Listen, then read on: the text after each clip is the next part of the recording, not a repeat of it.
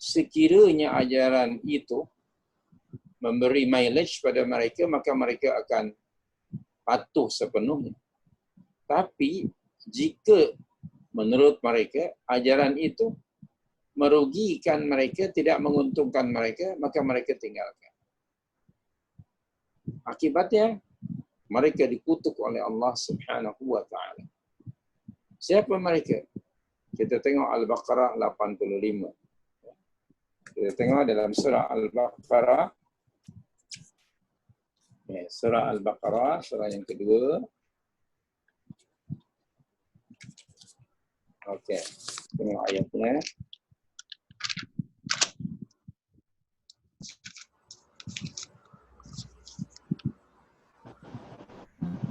Okey, Al-Baqarah ayat yang kedua, ayat 85 sorry.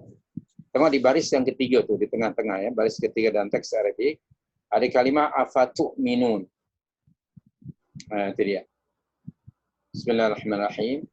Afatu'minuna bi ba'dil kitab wa takfuruna bi ba'd. Fama jazaa'u man yaf'alu dhalika minkum illa khizyun fil hayatid dunya wa yawmal qiyamati yuradduna ila asyaddil azab wa mallahu bighafilin amma ta'malun. Itu terjemahannya di baris yang 1, 2, 3, 4. Di bawah tu ada kalimah sesudah itu. Itu dia. Sesudah itu, maka patutkah kamu hanya percaya kepada sebahagian dari isi kitab Taurat dan mengingkari akan sebahagian yang lain? Maka setelah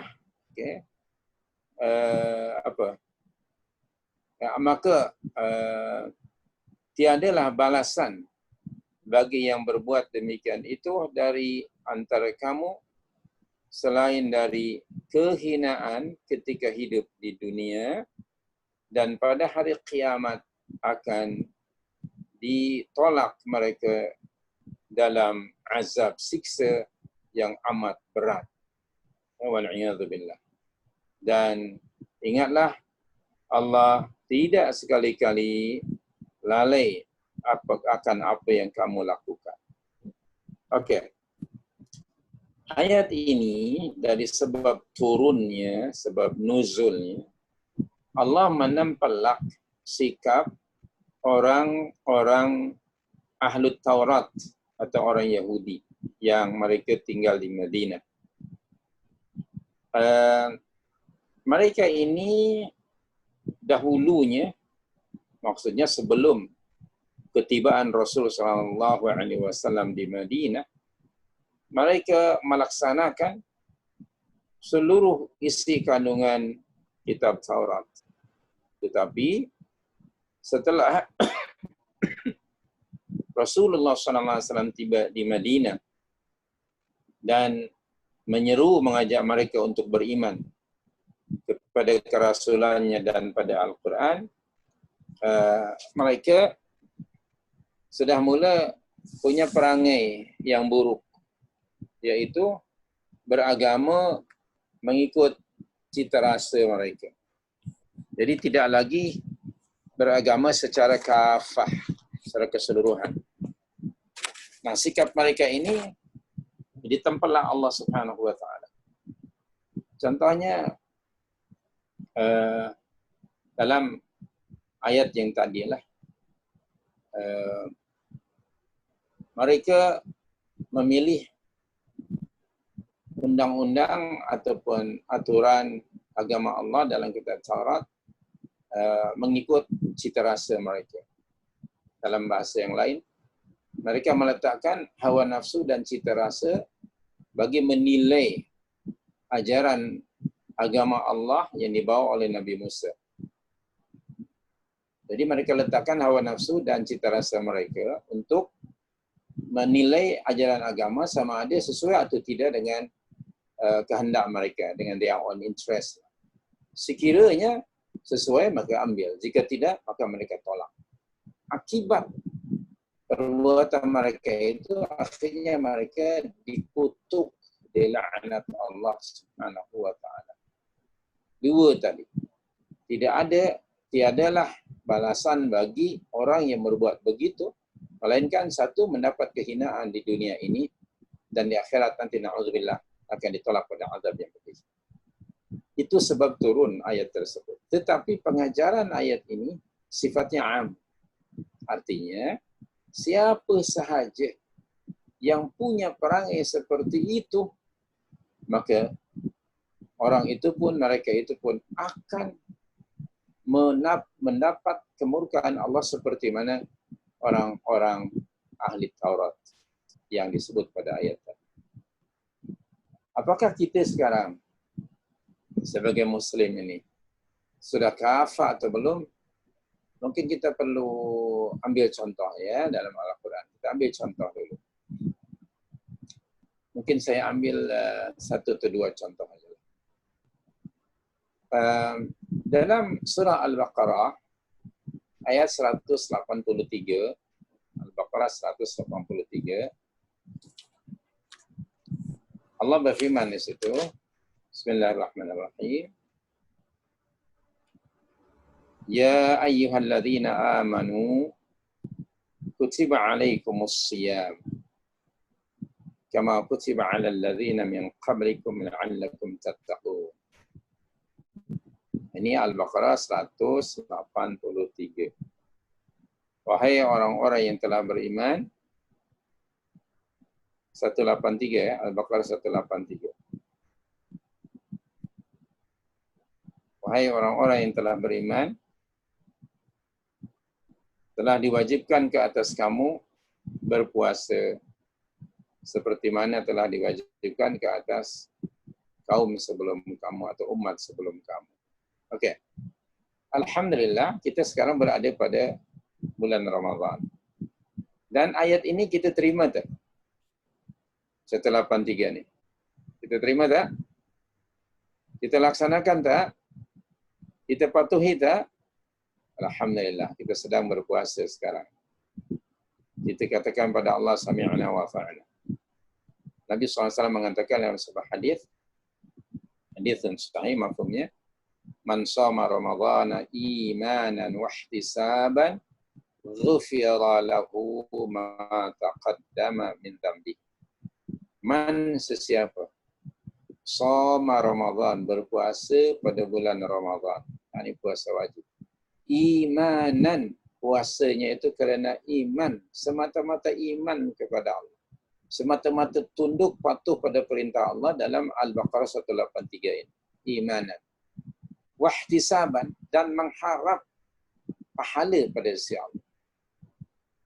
Ihtisaban bermaksud mentaati Allah dan mengharap ganjarannya. Maka ghufira lahu ma taqaddama min dhanbi.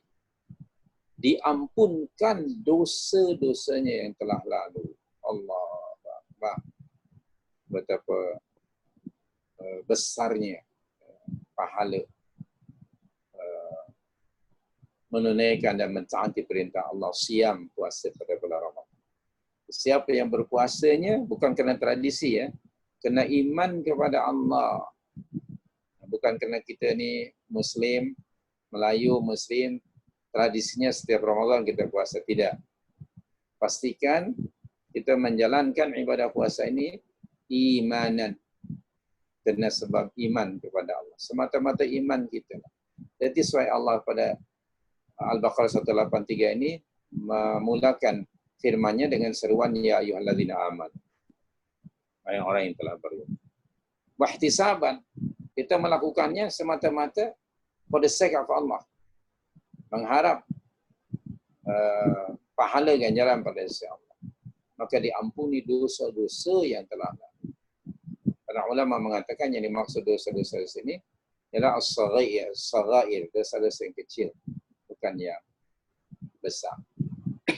Okey, jadi kesimpulannya Al-Baqarah 183 ini kita terima. Kita tunduk patuh sepenuhnya. Bagaimana dengan Al-Baqarah 178. 5 ayat sebelumnya. Coba kita tengok. 5 ayat sebelumnya. Redaksi atau susunan ayatnya sama dengan ayat 183 itu.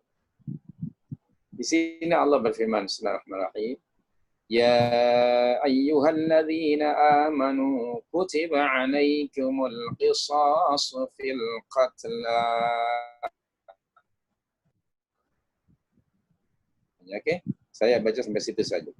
Wahai orang-orang yang beriman, diwajibkan. Tengok, redaksi ayatnya diwajibkan. Sama dengan 183 itu. Diwajibkan kamu menjalankan hukuman qisas. yakni balasan yang seimbang dalam perkara orang-orang yang mati dibunuh. Jadi ayat ini perintah daripada Allah kepada orang-orang yang telah beriman wajib melaksanakan hukum qisas. Haddul qatli disebut qisas. Nah, bagaimana yang ini? Kita terima tak? Mungkin kita terimalah ya sebagai satu kewajiban, tapi kita belum melaksanakan. Begitu. Bahkan na'udzubillah ada kecenderungan untuk mengingkari. Jadi saya bagi contoh tadi, wahai orang-orang yang telah beriman, mengapa kamu terima, tunduk, patuh, taat Al-Baqarah 183, tetapi kamu menolak Al-Baqarah 178. Ya. Saya ulang ya. Tadi kan Al-Baqarah 85 tu, kenapa kamu percaya kepada sebahagian isi kandungan Taurat dan kamu mengingkari sebahagian yang lain? Sekarang kembali pada diri kita. Wahai orang-orang yang telah beriman, kenapa kamu menerima Al-Baqarah 183, yaitu perintah berpuasa pada bulan Ramadan? Kita terima. Tapi kenapa kamu tolak Al-Baqarah 178? Okey. Setelah keterangan ini, Anda faham tak apakah yang punya perangai menerima sebahagian ajaran agama dan menolak sebahagian yang lain, atau apakah perangai orang yang menjadikan cita rasa dan hawa nafsu mereka untuk menilai agama itu, apakah exclusively milik orang Yahudi saja? Bagaimana dengan kita? Kita sekarang punya sikap yang sama tak? Sama. Okey. Astagfirullahaladzim. Mudah-mudahan Allah mengampunkan kita. Contoh kedua. Pada surah Al-Baqarah 255. Contoh bagi contoh. Al-Baqarah 255.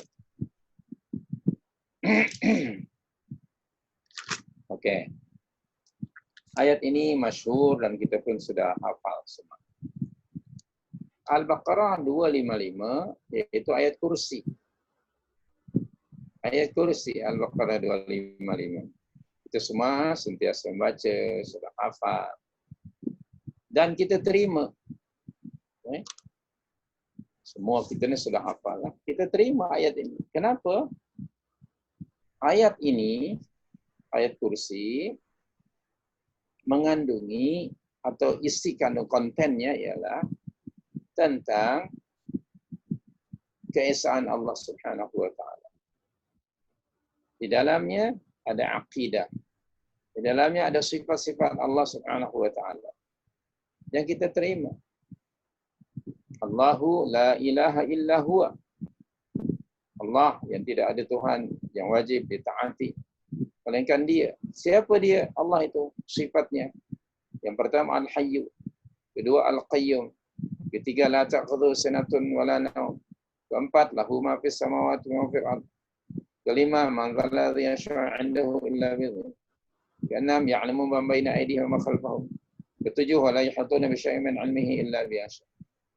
Okey, wasi'a kursiyyus samawati wal ardh. Ini semuanya kita hafalkan kerana di dalamnya isi kandungannya tentang tauhidillah. Ini akidah, concept of faith or belief. Oke, itu terima yang ini sepenuhnya. Bagaimana dengan Al-Baqarah 275? Al-Baqarah 275. Pada surah yang sama ya. Al-Baqarah 275. Surah Al-Baqarah ayat 275 hinggalah ayat 281.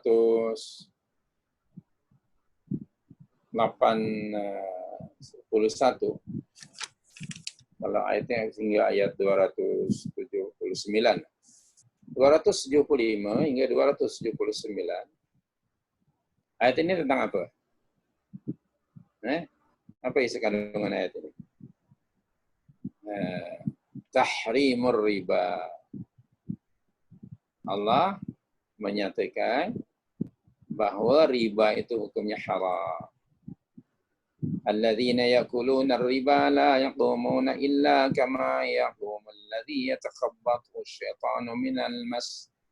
Dzalika bi annahum qalu innamal bai'u mithlu riba wa halallahu al-bai'a wa harrama riba. Allah mengharamkan riba. Nah, jadi ini contoh ya. 255 kita terima. Tapi 275 astagfirullahaladzim. Allahumma.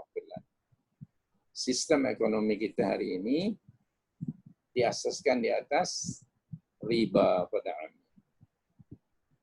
Jadi kita merujuk tadi pada Al-Baqarah 178 ataupun 275 ini. Di sini saya melihat aplikasinya bagi setiap individu muslim mesti berusaha untuk menerima perintah Allah atau larangannya secara kafah, secara keseluruhan. Itu penerimaan. Adapun pelaksanaannya, ada perintah-perintah Allah dan larangannya yang bersifat individually, disebut fardhu ain. Tapi kedua, ada punyalah yang sifatnya tidak dapat dilaksanakan perintah itu kecuali secara collectively. Umpamanya, macam mana nak melaksanakan Al-Baqarah 178? Itu mesti ada pemerintah, mesti ada ulul amri. Bukan kewajiban itu ke atas setiap individu dalam konteks pelaksanaannya ya. Adapun dalam konteks penerimaannya sebagai satu akidah, kita beriman bahwa Allah memerintahkan ke atas setiap individu mukmin untuk melaksanakan ayat 178. Itu secara akidah ya, kita terima itu. Tapi pelaksanaannya bukan ke atas setiap individu. Nah, di sini masih adanya yang disebut sebagai ulul amri dalam surah 4:59. Yaitu ada pemerintah. Jadi kita sekarang tidak dapat melaksanakan karena pemerintah belum ada ulul amri yang melaksanakan itu. Nah, kita pun ada saham dalam hal ini. Jadi seoleh itu gabungan, kita menggabungkan diri kepada Islam ini bukan sekadar ritual, tapi kita nak menjadikan Islam sebagai system of life. Oke. Saya harap dengan contoh-contoh itu kita dapat sedikitlah ada persepsi bahwa Islam kita menggabungkan diri ataupun kita menjadi Muslim jangan hanya pada aspek ritual sahaja, tetapi kita mesti setiap diri untuk menjadi Muslim melaksanakan ajaran Islam secara keseluruhan pada kehidupan kita. Dalam konteks buku yang sedang kita baca ni, pengarang buku ini merujuk pada harakah ataupun movement, Islamic movement, gerakan Islam. Menurut pengarang buku ini bahawa alhamdulillah ramai didapati umat Islam worldwide ada semangat untuk menegakkan agama Allah ini, tetapi mereka menegakkannya secara juz'i atau partly. bukan secara kafah keseluruhan. Contohnya di sini pengarang buku ini ya, pada muka surat 156 di buku kita ini. Muka surat 156. Di sini beliau mengatakan bahawa ada di kalangan umat Islam dalam konteks organisasi, dalam konteks movement, yang poin yang pertama, muka surat 156 di atas itu, ada kelompok yang menjurus fokusnya hanya kepada kerohanian saja. Dia soal dalaman saja rohani. Mungkin ya minta maaf, mungkin sebagai contohnya ialah sufi dan tarekat. Orang sufi dan tarekat, mereka hanya fokusnya untuk apa? Menjurus kepada soal-soal kerohanian semata-mata. Kurang memberi perhatian pada aspek yang lain. Nah, ini ada kelompok umat Islam, sama ada sebagai organisasi ataupun sebagai individu. Dia concentrate hanya dalam soal purification of the soul. Dalaman mesti baik. Itu saja. Kerohanian saja. Kedua, masih di muka surat 156. Ada kelompok yang memfokuskan pada kebudayaan dan ilmu. Nah, ini ada satu organisasi Islam yang fokusnya di situ. Soal tamadun, kebudayaan, ilmu. Pembacaan ilmu. Intellectual discourse. Hanya sekedar dari sudut itu saja. Dengan segala cara lah, baik itu berupa seminar ke, bengkel ke,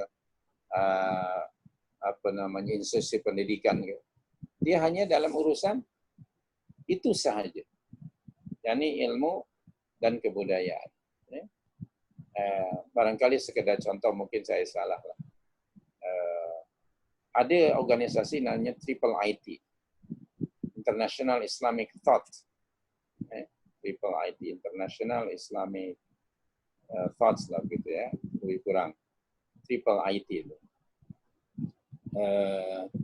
Dia konsentrasinya hanya untuk to revive ataupun untuk mengislamisasikan knowledge, Islamization of knowledge. Itu istilah yang mereka gunakan, Islamization of knowledge. Jadi konsentrasinya hanya bidang itu sahaja. Kurang memberi perhatian pada bidang-bidang yang lain. Dan kadang-kadang dalam pelaksanaannya, sedar atau tidak, mereka terpengaruh dengan pemikiran, thought atau cara berpikir orang-orang lain ataupun non-muslim. Karena biasanya, ataupun saya katakan biasanya, pada amnya mereka membuat kajian pertukaran budaya dan ilmunya dengan non-muslim. Dan kadang-kadang mereka ini para graduate from di university dari luar negara. Kadang-kadang mereka belajar Islamic Studies daripada non-muslim. Maka akhirnya konsentrasinya hanya dalam bidang itu saja. Islamization of knowledge sebagai contoh. Okay. Jadi kurang mengambil berat yang lain.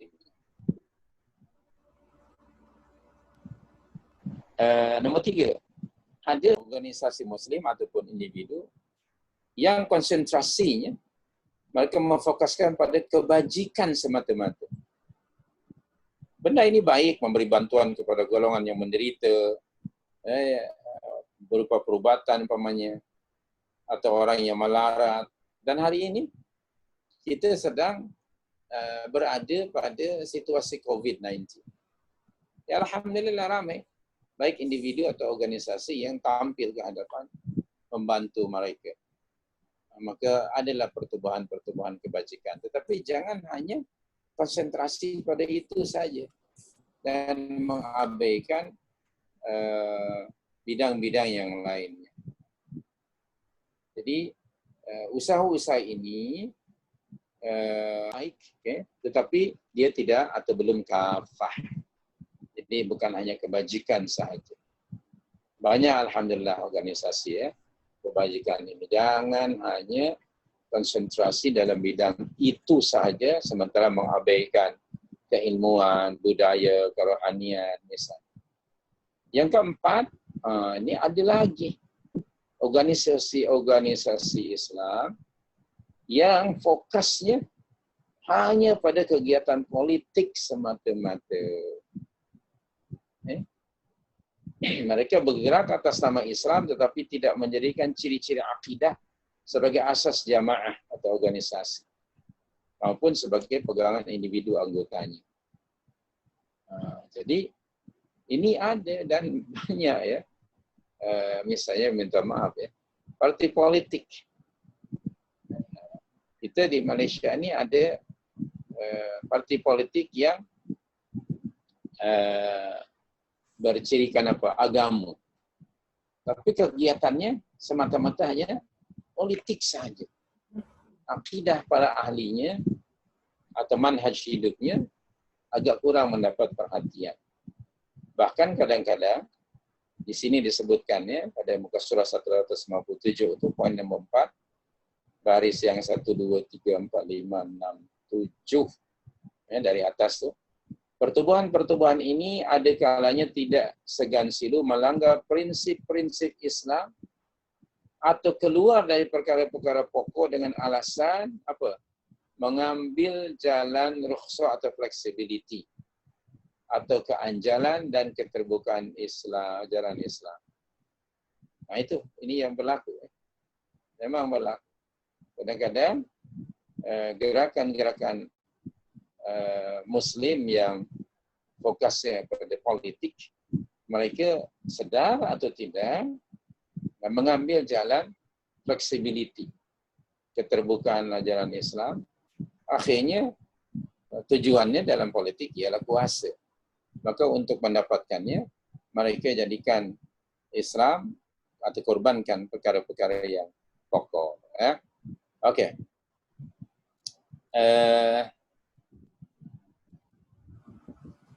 Dengan tujuan apa tadi mereka berbuat demikian? Memberi alasan langkah demikian adalah untuk maslahah. Ini biasa kita dengar di negara kita. Atau untuk kepentingan umat Islam. Demi untuk kemaslahatan. Maka sering kita dapati dasar-dasarnya berubah. Karena dalam politik memang maslahah. Tetapi kalau kemudian hanya semata-mata politik, sedar atau tidak mungkin boleh mengorbankan prinsip-prinsip agama. Okey, kemudian kita balik ke muka surah 157. Okey, perenggan yang ketiga dari atas ya, atau 2 dari bawah. Sesungguhnya badan-badan pertubuhan-pertubuhan dan parti-parti politik Islam disebut di atas, semuanya tidak mengamalkan amal Islami yang tulen, sempurna lagi menyempurnakan. Yaitu amal-amal yang mampu membawa perubahan dari alam jahiliyah kepada Islam. Jadi sebenarnya harakah Islam itu ataupun dakwah yang dibawa oleh baginda sallallahu alaihi wasallam itu sifatnya komprehensif atau bersyumul dan tujuan dan matlafatnya ialah membawa perubahan dari alam jahiliyah kepada alam Islam. Coba rujuk surah Allahumma shalli ala Muhammad, surah 14 ayat nombor pertama, ayat pertama. Surah Ibrahim ayat pertama. Ini yang dilakukan oleh Rasulullah ya, semoga kita dapat mengikutinya menurut kemampuan kita. Di surah Ibrahim surah 14 ayat pertama, Allah berfirman, Bismillahirrahmanirrahim. Itu bunyi ayatnya. Alif Lam Ra. Kitabun anzalnahu ilaika litukhrijan nas minadh-dhulumati ilan nuri bi'izni rabbihim ila siratil azizil hamid. Alif Lam Ra. Ini ialah kitab, yakni Al-Quran, kami turunkan dia kepadamu wahai Muhammad sallallahu alaihi wasallam supaya engkau mengeluarkan umat manusia seluruhnya dari gelap gelita kufur kepada cahaya iman dengan izin Tuhan mereka ke jalan Allah yang maha kuasa lagi maha terpuji. Salah satu di antara konten ayat ini yang ada hubung kait dengan perbincangan kita ialah tujuan dakwah Islam atau Islamic movement ialah mengeluarkan, membuat satu perubahan dari alam jahiliyah kepada alam Islam. Perubahan dari sistem jahiliyah menuju kepada sistem ilahiyah. Manhaj Allah yang diturunkan. Apa dia manhajnya sumbernya? Kitabun. Dalam kitab ini iaitu Al-Quran. Satu perkara yang patut kita catat. Baginda sallallahu alaihi wasallam itu menerima wahyu daripada Allah iaitu Al-Quran dan dengannya Rasulullah berjuang mengubah manusia supaya Quranik, mengikut sistem Al-Quran. Dan Nabi SAW tidak menafsirkan Al-Quran mengikut tafsirannya sendiri. Tidak sama sekali. Sebaliknya, tafsiran Rasulullah terhadap Al-Quran itu dalam bentuk apa dia? Perbuatan. Maka itu kita alhamdulillah dengan karunia Allah ramai di kalangan umat Islam sebagai mufassirun, pakar tafsir. Ada tafsir Ibn Kathir, ada tafsir Al-Maraghi, ada tafsir Al-Muni, banyaklah tafsir-tafsir. Pernah dengar tak ada tafsir Muhammad sallallahu alaihi wasallam? Pernah dengar tak? Subhanallah. Ini mengisyaratkan kepada kita bahawa Rasulullah tidak menafsirkan Al-Quran by himself, by his own opinion and idea. Tidak. Sebaliknya, Rasulullah menafsirkan Al-Quran dengan Al-Quran. Seperti contoh tadi, surah 7172 ditafsirkan dengan surah 30 ayat 30. Jadi Nabi tidak menafsirkan ayat Al-Quran dengan pandangannya sendiri, tapi ditafsirkan ayat Al-Quran dengan ayat Al-Quran yang lain, atau satu surah dengan surah yang lain. Subhanallah. Kedua, Nabi menafsirkan, kalau boleh digunakan kalian tafsir, menafsirkan Al-Quran by his action, by action. Perbuatan langsung. Dan Rasulullah telah menafsirkan, menterjemahkan Al-Quran pada kehidupannya secara kafah tadi. Full hearted, keseluruhan. Maka kita dapati pada Nabi SAW tidak hanya dalam bidang kerohanian, kerohanian Nabi SAW sangat tinggi. Tidak hanya dalam bidang budaya dan ilmu. Nabi seorang Masya Allah yang sangat abaqari dari Rasulullah SAW.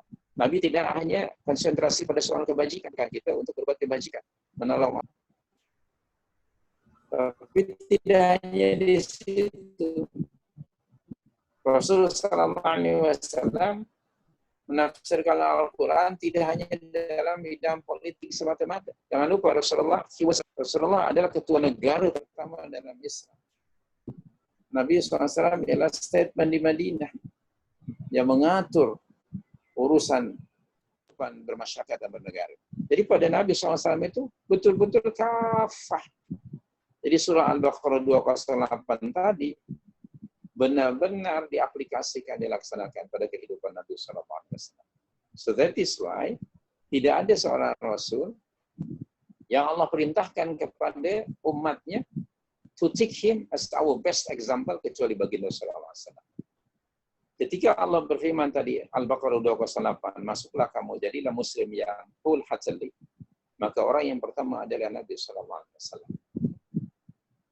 That is why kita tidak punya rujukan yang benar, yang kafah, kecuali Rasulullah SAW. Selepas Al-Quran tentu. Dan oleh itu, di surah 33 ayat 21, surah 33 ayat 21, rujuk ayatnya, surah Al-Ahzab ayat 21, Allah berfirman apa? Firman Allah bunyinya, Bismillahirrahmanirrahim, Laqad kana lakum fi Rasulillahi uswatun hasanah liman kana yarjullaha wal yawmal akhir wa dzakarallaha katsiran. Surah 33, surah Al-Ahzab ayat 21. Ya, surah Al-Ahzab ayat 21.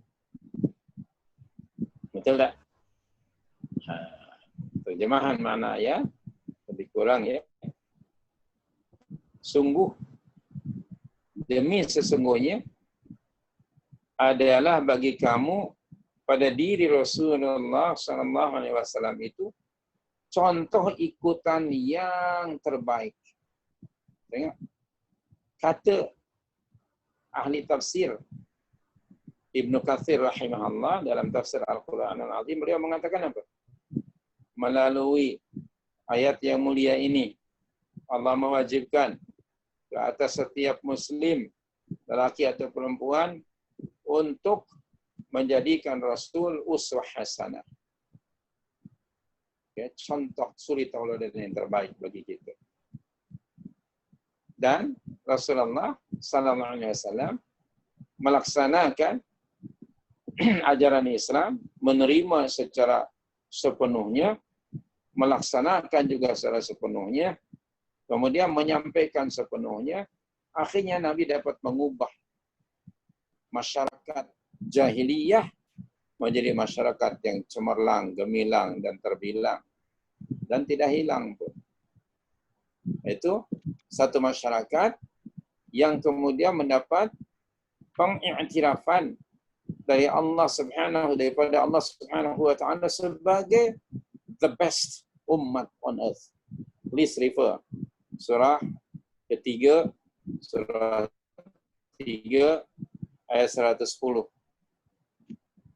Surah Ali Imran ayat 110.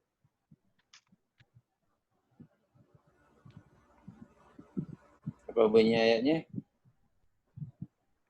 Dah jumpa belum? Bismillahirrahmanirrahim.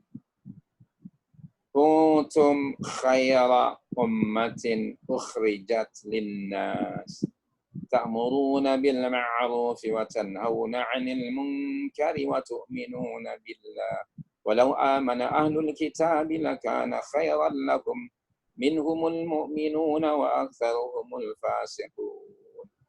Kuntum khayra ummah, kamu wahai umat Muhammad SAW adalah khairu ummah, sebaik-baik umat yang dilahirkan bagi faedah umat manusia yang lain. Ayat ini is recognition, pengiktirafan daripada Allah ke atas para sahabat radhiyallahu anhum ajma'in. Mereka dahulunya umat jahiliyah, nomad, yang tidak punya apa-apa kelebihan. Umat yang even worse than cattle. Tapi Nabi datang mengubah mereka, seluruh aspek kehidupan mereka. Akhirnya muncul mereka sebagai, disebut oleh Allah di sini, khairu ummah. Allahu Akbar. Jadi, gerakan Islam hendaknya, tujuannya ialah, apa tadi? Mengubah, perubahan dari alam jahiliyah kepada alam Islam. Di buku kita muka 157 ada perenggan tadi yang ketiga. Amal yang dapat menyelamatkan dunia Islam dari cengkaman dan belenggu peradaban Barat yang zalim dan pemerintahan Barat yang melampaui. Amal-amal yang mampu membentuk pribadi-pribadi Muslim, keluarga Muslim, masyarakat Muslim, dan akhirnya menegakkan sebuah negara memerintah dengan hukum-hukum yang diturunkan oleh Allah. Nah, itu perenggan yang dua dari bawah, itu di tengah-tengah ya. Tengah-tengah itu baris, mula baris yang 1, 2, 3, 4, 5, 6, 7, 8 dari bawah. Okay. Jadi, perhatikan di sini. Islam itu akan mengubah, yang pertama ialah individu. Menjadi individu yang muslim yang kafir. Setelah individu siapa? Keluarga. Setelah keluarga, masyarakat. Okay. Setelah masyarakat, barulah negara. Jadi diawalinya dari bawah, bukan dari atas.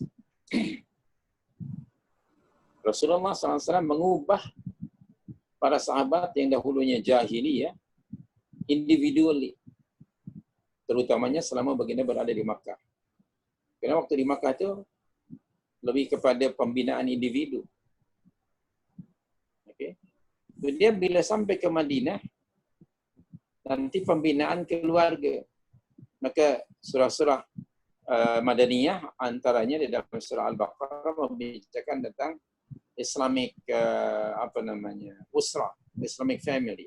Macam mana membina family. Kemudian setelah itu apa? Bila setiap family sudah Islam, sudah Islamic, then muncullah automatically al-mujtama'ul Islami, masyarakat Muslim.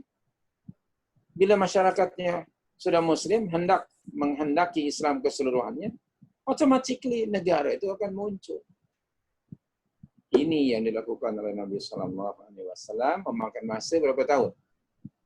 23 tahun.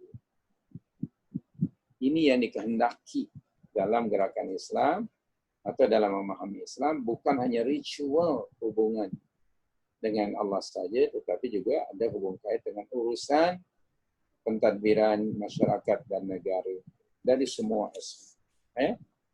So, oleh itu, saya akan teruskan sedikit lagi muka surat 158. Muka surat 158, sekarang udah pukul 11. Oke, ada 6 menit lagi lebih. Oke, saya akan baca perenggan yang kedua tu ya. Perenggan yang kedua. Sebenarnya amal-amal Islami yang ditegakkan atas dasar untuk membawa perubahan yang menyeluruh, buat persediaan-persediaan untuk melakukan perubahan yang menyeluruh, yang membawa keseluruhan ajaran Islam dan berusaha menegakkan Islam secara keseluruhan pula. Meskipun ianya tidak berjaya sepenuhnya pada suatu peringkat dan mengalami kesusahan, kesulitan, cabaran pada peringkat yang lain, ia tetap merupakan amal yang betul dan selari dengan garis-garis ajaran Islam.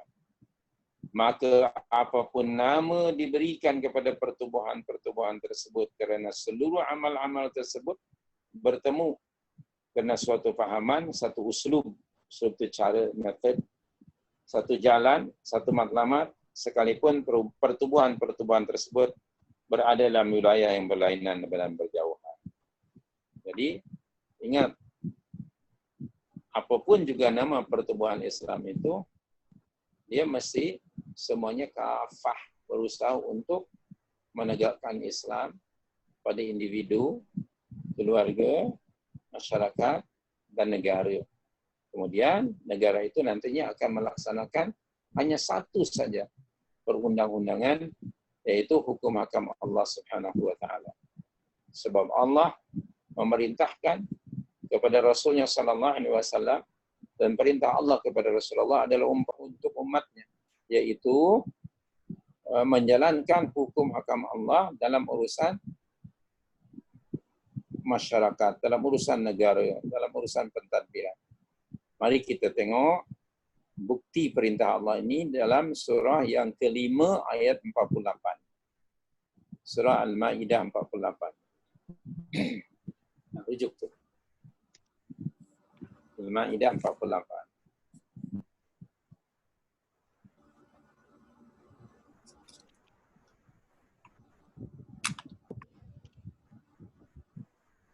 Itu dia ayatnya. Bismillahirrahmanirrahim.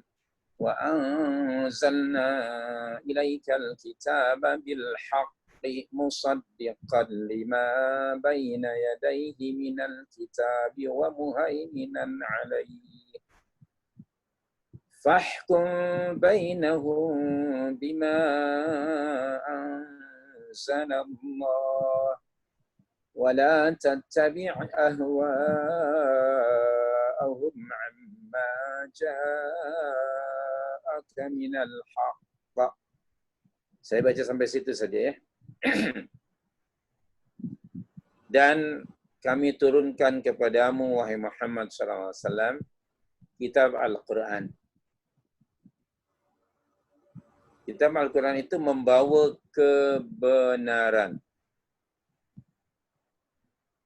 untuk mengesahkan benarnya kitab-kitab suci yang telah diturunkan sebelumnya dan untuk memelihara serta mengawasinya. Nah, ini next ayat ya, Amin. Terjemahan berikut ini yang terpenting. Maka jalankanlah hukum di antara mereka dengan apa yang telah diturunkan oleh Allah kepadamu. Itu perintah ya. Perintah apa? Menjalankan undang-undang Allah. Kedua, ini larangan.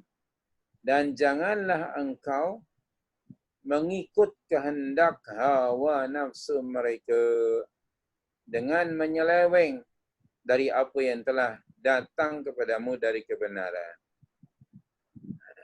Jadi, akhirnya setelah Rasulullah SAW berjuang menegakkan agama Allah ini, terakhir sekali berada di Madinah, tujuannya ialah untuk mentadbir urusan masyarakat dan negara dengan apa yang Allah turunkan. Dengan Al-Quran. Jadi, bolehlah saya katakan, mungkin saya salah, semoga Allah mengampuni saya, Al-Quran itu di dalamnya terkandung apa? Undang-undang, peraturan, syariat. Tapi Al-Quran bukan kitab undang-undang. Nah, terakhir sekali, urusan masyarakat mesti ditadbir, diurus dengan apa yang Allah turunkan, dengan Al-Quran. Nah, kita dalam konteks Muslim hari ini, khususnya kita di Malaysia, masih jauh. Masih jauh. Karena urusan hidup kita secara individu pun belumlah kita mengikuti 100% panduan Al-Quranul Karim. Whatma urusan negara.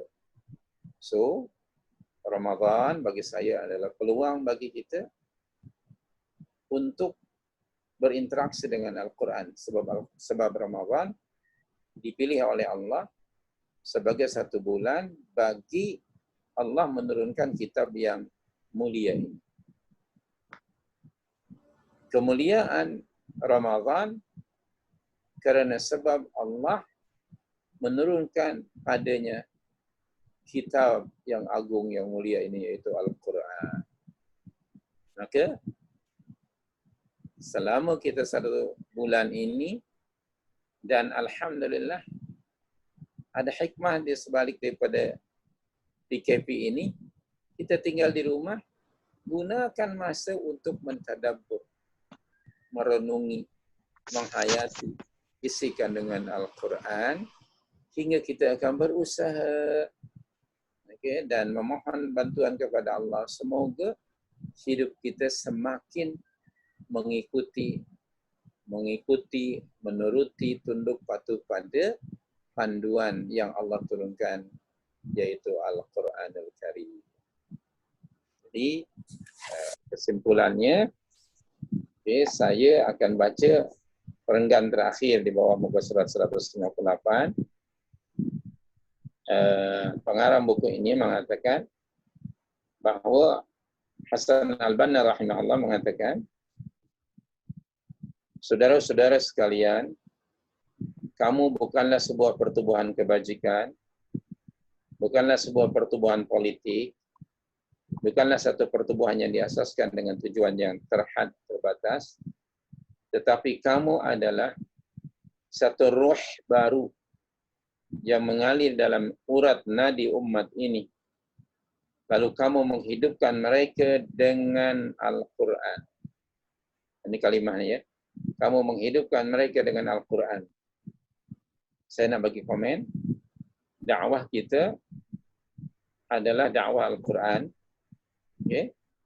Kedua, manusia dikira mati jika ia tidak Quranik, tidak mengikut panduan Al-Quran. Itu komen saya ya. Dan yang pertama, saya ulang, dakwah kita, gerakan kita ialah asasnya Al-Quran. Yani, kita hanya membacakan, menyampaikan Al-Quran kepada orang ramai. Seperti mana Rasulullah SAW. Kedua, bagi menghidupkan orang ramai manusia dengan Al-Quran. Okey? Sebab menurut Allah, merujuk pada surah 6 ayat 122, manusia yang hidup tetapi tidak bermanhajkan, tidak mengikut panduan Al-Quran, dikira oleh Allah sebagai mayat, sebagai mati. Surah 6, 122. Allah berfirman, Bismillahirrahmanirrahim, awa man kana maita fa ahyaynahu wa ja'alna lahu nura yamshi bihi fin nas kaman mathaluhu fil dhulumati laysa bikharijin minha kadzalika zuyyina lil kafirina ma kanu ya'malun. Ini ayat. Dan adakah orang yang mati, bukan mati fisikalnya ya, bukan badannya, hatinya. Kata Abdullah bin Abbas, siapa mereka itu? Orang kafir, orang musyrik, orang yang hidupnya tidak berpandukan agama, hidup hanya sekedar memenuhi kepentingan fisikal. Kemudian kami hidupkan dia. Kami hidupkan dia semula dengan hidayah, petunjuk. Apa hidayah petunjuk itu? Bukankah Al-Quran itu hudan? Hudan linnas, alif lam mim dzalikal kitabul la raib fihi hudan lil muttaqin. Jadi orang itu akan dikira hidup jika dia mengikuti petunjuk Allah. Okay? Dan kami jadikan baginya cahaya iman yang menerangi sehingga dapatlah ia membezakan antara yang benar dengan yang batil. Begitu. Jadi tanpa Al-Quran hidup kita sama dengan atau hidup manusia sama dengan hewan. Yang diperturutkan ialah aspek hayawaniyah, kebinatangan. Apa dia? Misalnya ya, contohnya. Ini sekarang kita tengah puasa nih. Contohnya, Allah menciptakan hewan dan binatang itu hanya untuk apa? Hanya untuk makan. Makan, kemudian dia berhubungan secara nalurinya berhubungan seksual. Dan pada diri manusia pun ada elemen itu. Kita, pada amnya manusia, termasuk orang muslim, 11 bulan itu makan, minum, hubungan seksual itu saja. Kalau itu saja hidup seorang manusia, maka dia dengan hewan sama saja. Bahkan Allah sebut, balhum adallu, bahkan lebih sesat daripada hewan. So di sinilah kenapa Allah mewajibkan puasa Ramadan. Nah, saya tidak akan detailkan, tapi coba Allah melarang kita dari kebiasaan yang itu adalah naluri kita dalam hidup itu. Makan, minum, hubungan seksual. Pada sebulan ini Allah larang. Dan kita patuh sebagai mukmin. Kalau ini dapat direnungi hikmahnya, insya-Allah akan membawa nilai yang amat sangat positif dalam kehidupan seorang individu muslim atau keluarga ataupun masyarakat. Okey? Nah, kemudian orang manusia yang tidak ada di dalam jiwanya Al-Quran. Yang saya maksudkan bukan hanya ayat-ayat Al-Quran dihafal, tidak. Maknanya Quranic spiritual, roh Islam, maka dikira mati. Saya nak bagi atau saya nak rujuk ayat yang lain. Dalam surah 42.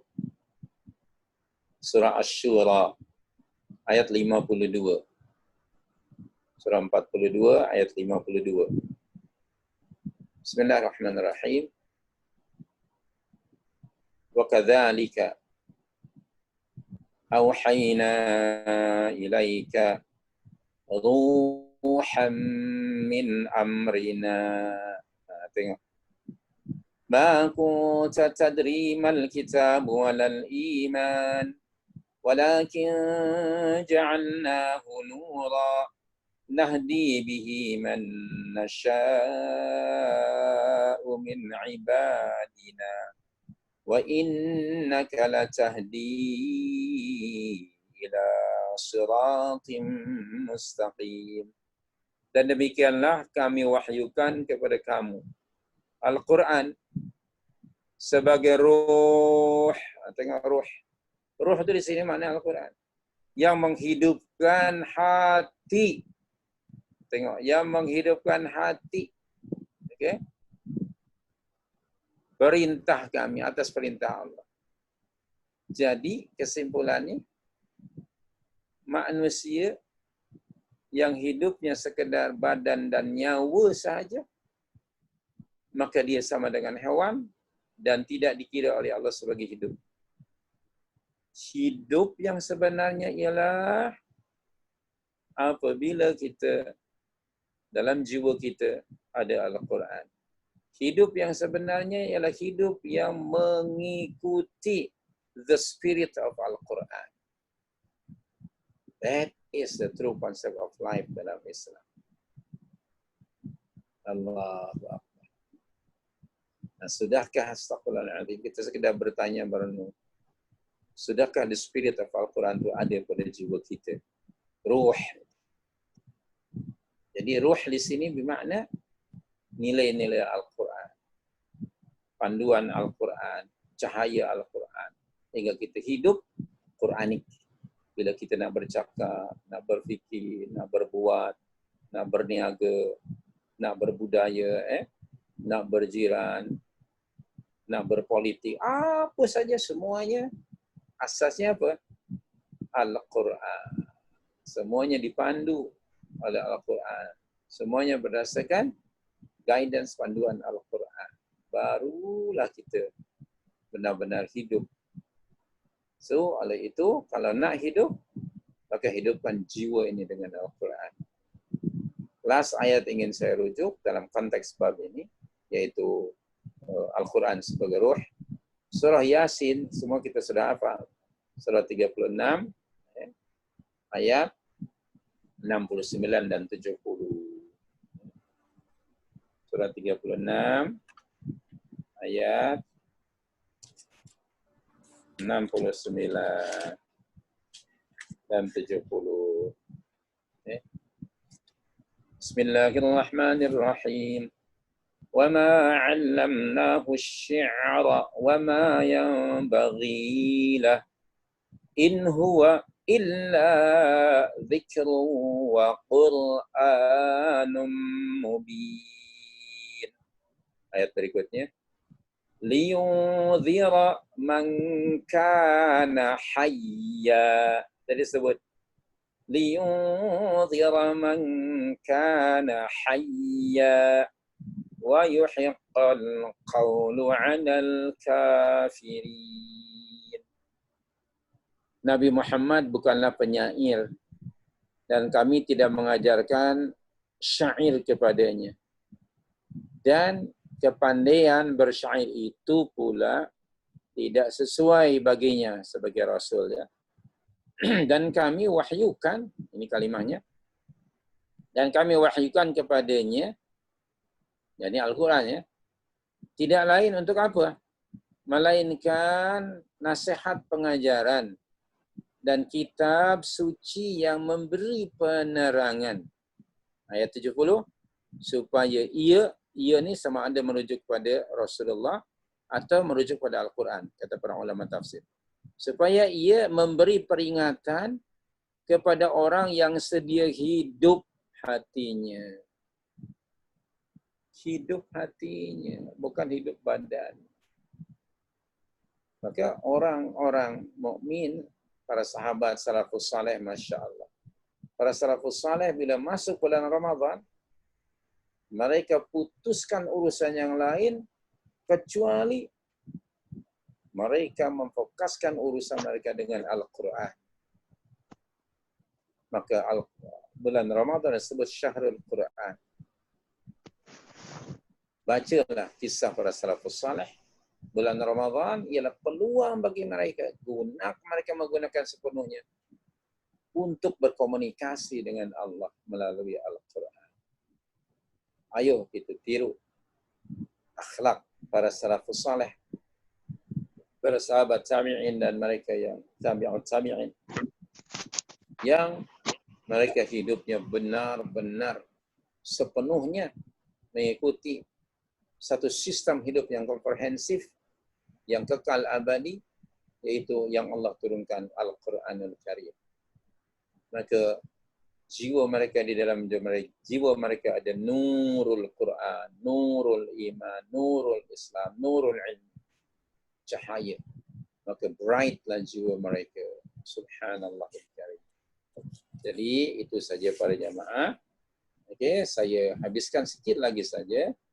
Kamu adalah satu cahaya baru yang memancar yang dapat menghilangkan kegelapan pahaman kebendaan dengan ma'rifah kepada Allah, dan kamu adalah suara-suara lantang yang akan menghidupkan kembali dakwah Rasul sallallahu alaihi wasallam. Jadi kita hendaknya berusahalah untuk memperbaiki diri, memperbaiki keluarga, masyarakat dan negara. Dengan apa? Satu saja sistem Al-Quranul Karim, dan kita hidupkan sunnah baginda sallallahu alaihi wasallam dan kehidupan kita. So, itu sajalah untuk hari ini. Jadi kesimpulannya, mari kita bertanya, melakukan muhasabah. Okey, untuk apa saya menjadi Muslim? Adakah saya menjadi Muslim ini by coincidence, by birth, by name? Ayo kita rubah menjadi Muslim seperti yang dikehendaki Allah Subhanahu wa ta'ala. Wallahu a'lam. Ada apa persoalan? Allah Akbar. Kita berapa sekarang? Dalam pukul 11.45. Kita tadi mula 10 ya. Okeylah, 1 jam 45 minit. Okey. You all menyemak ke atau ada yang tidur? Allahu Akbar. Alhamdulillahirabbil alamin. Semoga ada manfaat. Terima kasih atas perhatiannya. Kalau ada apa-apa soalan, bolehlah juga di WhatsApp ya. Apa-apalah, bolehlah WhatsApp pada saya. Bantu saya untuk membuka-buka buku yang ada di library. Okey, terima kasih, itu saja. Terima kasih Ustaz. Terima kasih. Semoga kita dapat menggunakan masa yang ada untuk berinteraksi dengan. Ya.